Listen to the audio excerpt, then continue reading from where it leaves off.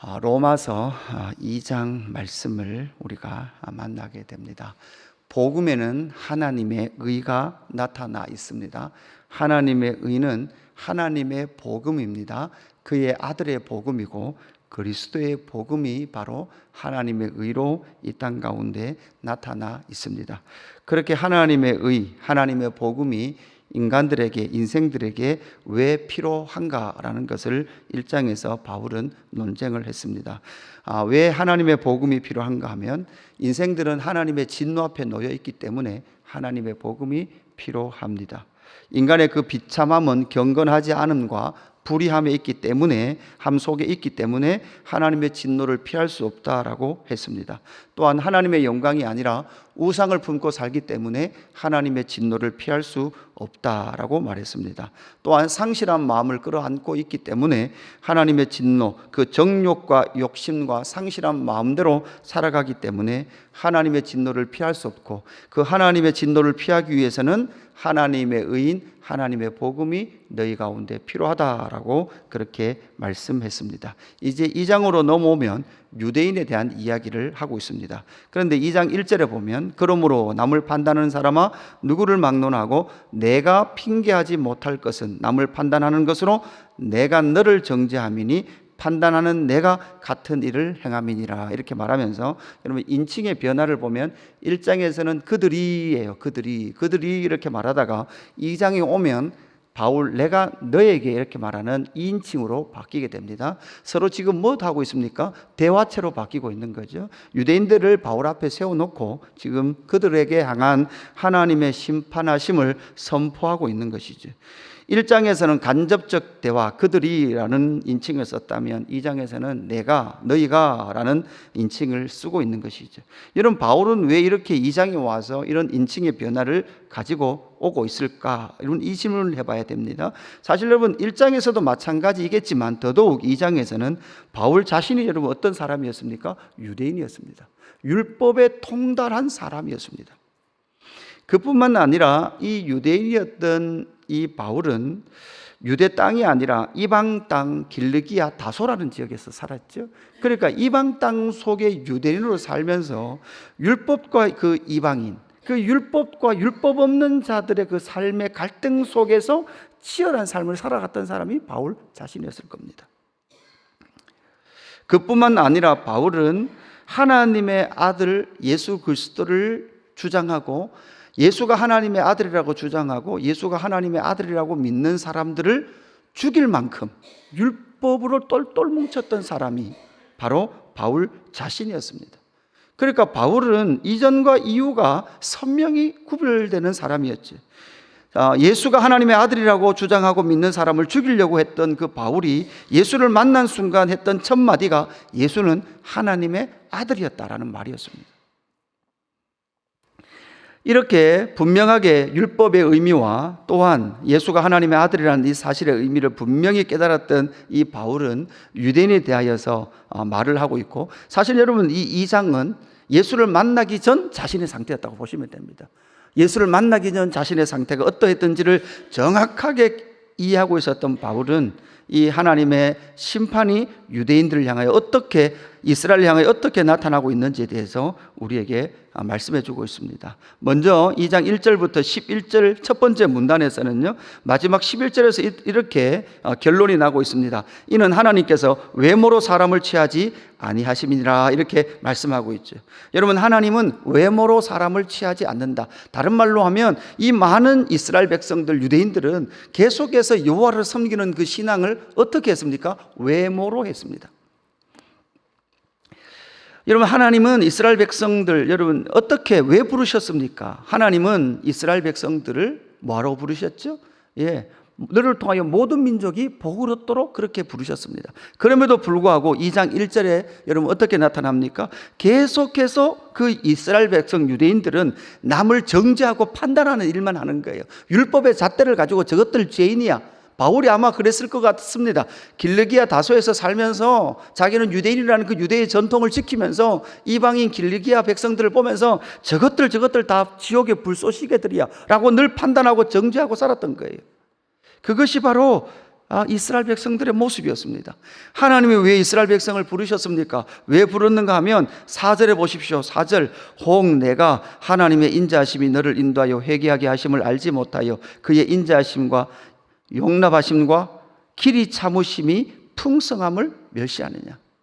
그러니까 아브라함을 통해서 모든 민족이 복을 얻도록 하나님의 인자하심과 용납하심과 길이 참으심의 풍성하심을 그 열방 가운데 나타내야 됨에도 불구하고 그들은 외모로는 그냥 거룩한 척하면서 그 하나님의 알지 못하는 이방인을 향하여 정죄하고 판단하고 심판을 선포했던 것이 바로 유대인 이스라엘의 모습이었다는 거예요.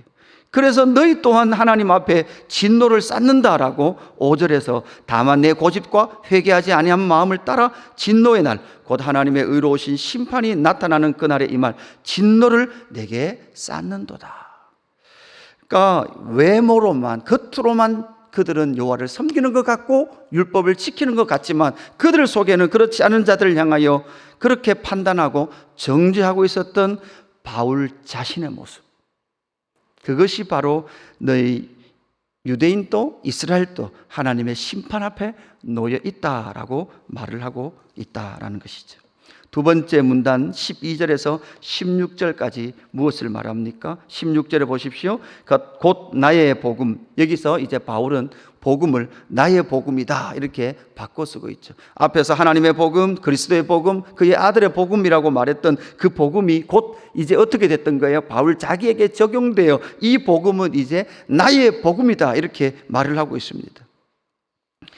그래서 나의 복음에 이른 바와 같이 하나님이 예수 그리스도로 말미암아 사람들의 은밀한 것을 심판하시는 그날이라 이렇게 말합니다. 그러면서 이 은밀하신 것을 심판하는 그날을 말하면서 이 12절에서 16절 사이에는요, 율법을 가진 자나 가지지 않은 자.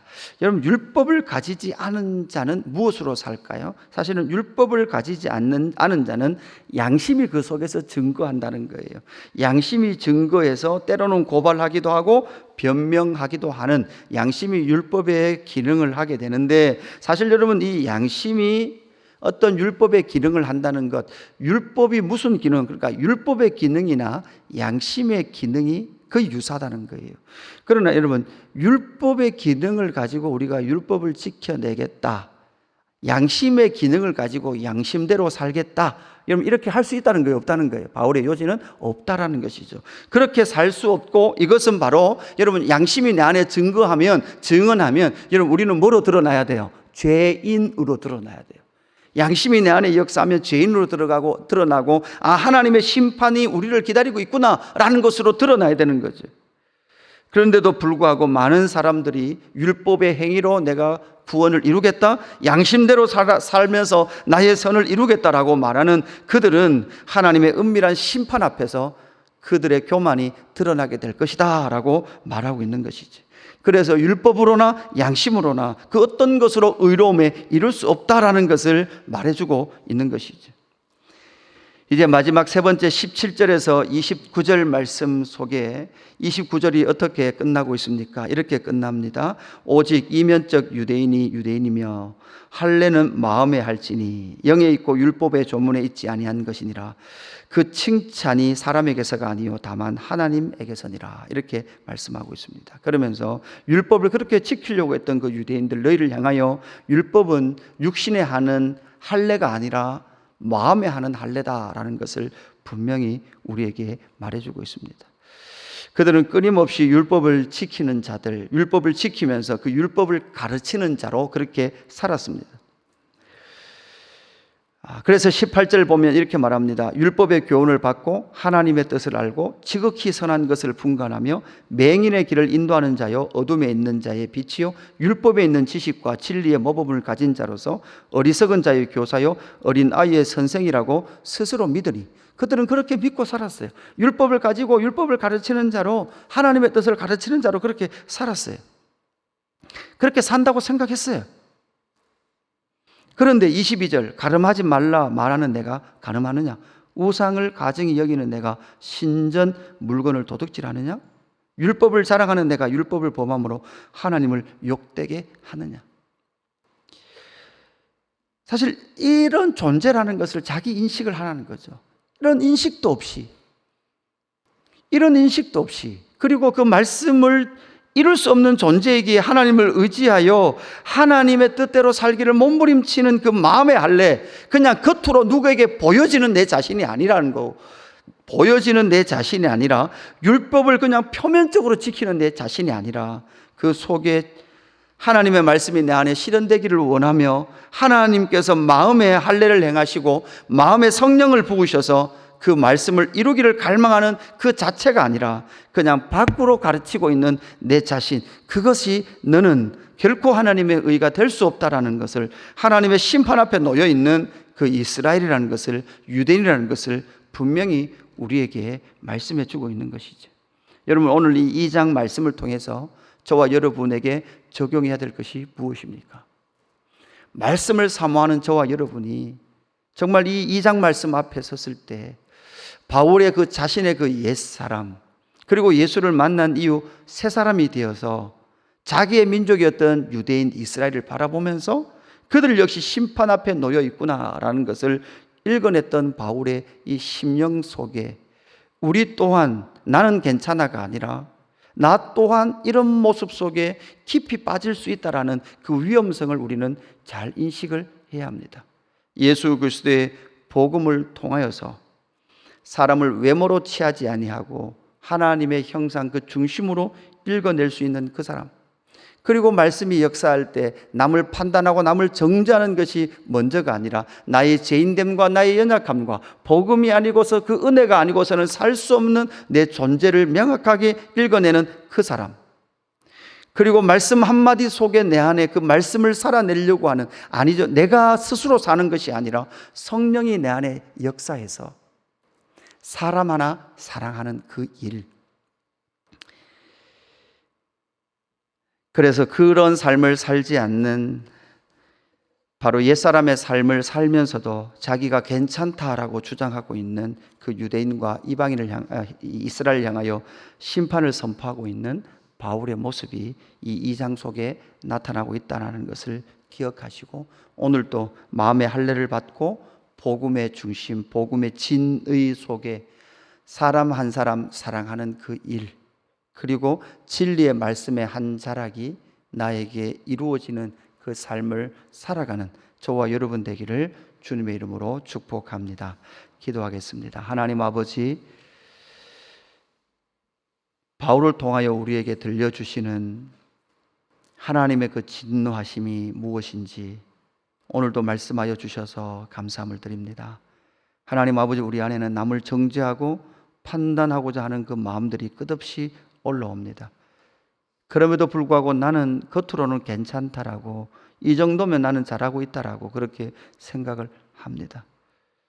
하나님은 그뿐만 아니라 하나님 말씀을 가르치는 자리, 하나님 믿음에 앞섰다라고 생각하고 나는 영적이라고 생각하며 남을 가르치려고 하는 하나님 내 영적 교만을 또한 발견하게 하십니다.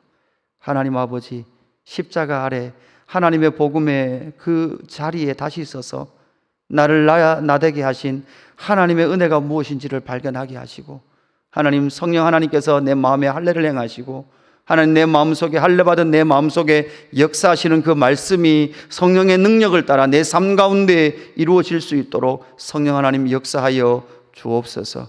하나님, 그래서 내가 오늘 이 하루도 하나님의 은혜로 삽니다. 나의 나된 것은 하나님의 은혜입니다. 하나님, 나에게 오늘도 은혜를 베풀어 주셔서 진리의 말씀이 내 삶의 한 자락 가운데 신실하게 실현되어지는 영광을 보게 하시고, 이루어졌다면 하나님 앞에 영광을 돌리는 저희의 삶이 될 수 있도록 인도하여 주옵소서. 감사함을 드리며 구주 예수 그리스도의 이름으로 기도드리옵나이다. 아멘.